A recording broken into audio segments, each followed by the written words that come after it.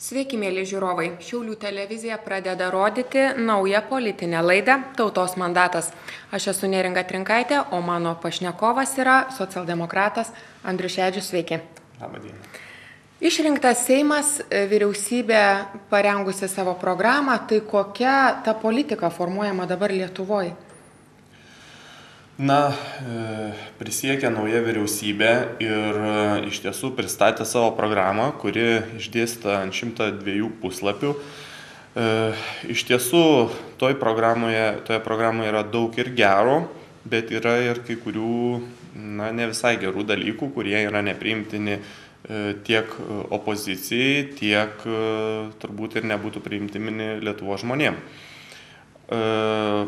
Labai apmaudu, kad yra taupoma pačių pažeidžiamiausių sluoksnių sąskaita. Labai apmaudu, kad yra taupoma vaikų sąskaita. Tai ir nemokamo pradinukų maitinimo panaikinimas. Tai ir mokinio pinigų panaikinimas. Iš tiesų, tai yra ta visuomenės dalis, kuri iš tikrųjų negali savęs apginti pati. Mes kaip opozicija darome viską, ką galime šiuo klausimu.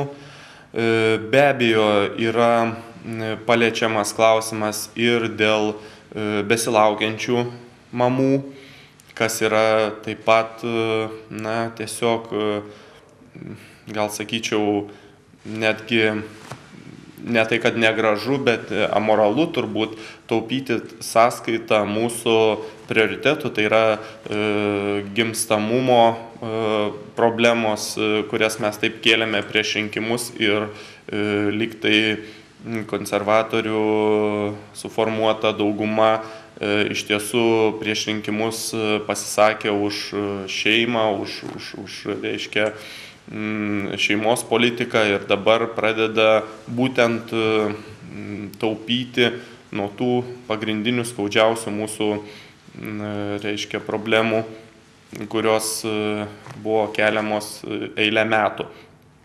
Be abejo, kad pasaulinė krizė paveikia Europą ir paveiks Lietuvą, tai nenuginčys ir iš tiesų tie procesai vyksta ir mes matome puikiai, kas vyksta šiandien Europoje. Tačiau, kaip bebūtų, Lietuvoje dar nėra taip blogai ir padėtis iš tiesų nėra tokia bloga, kokią jie piešia. Ir manau, kad dabartinė vyriausybė gąsdindama žmonės ir, reiškia, dėl krizės būsimos gal padarinių piešdama tokį baisų, reiškia, piešinį, sutirština spalvas ir iš tikrųjų to pasekoje supanikavusi visuomenė atsiėmė per 1 milijardą 300 milijonų indėlių ir tai buvo spalio pradžioj, o jau lapkričio pradžioj buvome gavę duomenis, kad 2 milijardai 300 milijonų. Tai iš tikrųjų dideli skaičiai, spūdingi skaičiai. Kiek teko kalbėti su Centriniu banku, tai kritinė riba yra maždaug 6 milijardai. Tai, su tokiais tempais mes tikrai greitai pasieksime ją ir iš tikrųjų ta panika visuomenėje yra visiškai nereikalinga. Aišku, ir kalbos dėl nacionalinės valiutos devalvavimo sukelia baimę visuomeniai, dėl indėlių praradimo ir visa kita, tuo labiau, kad jau mūsų žmonės yra apmokyti ir jau tą etapą praėję. Tai aš manau, kad kaip tik reikėtų žmonėms pasakyti, kad indėliai yra apdrausti, kad kokios yra sąlygos ir kaip tik reikėtų vykdyti tą, manau, visuomenės nuraminimo politiką, o ne tai, kas yra daroma, kas yra ir buvo daroma prieš tai. O be abejo, taupimas krizės, reiškia, atveju, tai yra geras dalykas, tačiau taupyti reikėtų pradėti nuo savęs ir tą turėtų parodyti naujoji vyriausybė.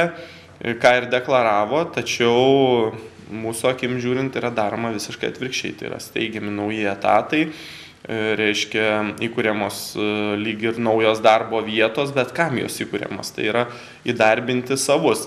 Tai yra netoleruotini dalykai, aišku, didėja vėlgi valstybės išlaidos. Na, be abejo, buvo daug kalbama apie apskričių panaikinimą, kas ir šiauliečiam labai aktualu, kas bus centras, kad bus į 4 regionus. Tai galiu visus tikrai nuraminti. Naujajam vyriausybės plane yra įrašyta, kad apskritis bus panaikintos 2013 metais. Tai iki 2013 metų dar daug pokyčių įvyks ir turbūt valdantieji tą žino, kad 2012 vėl bus nauji Seimo rinkimai ir jau naujas Seimas spręs panaikinti ar ne.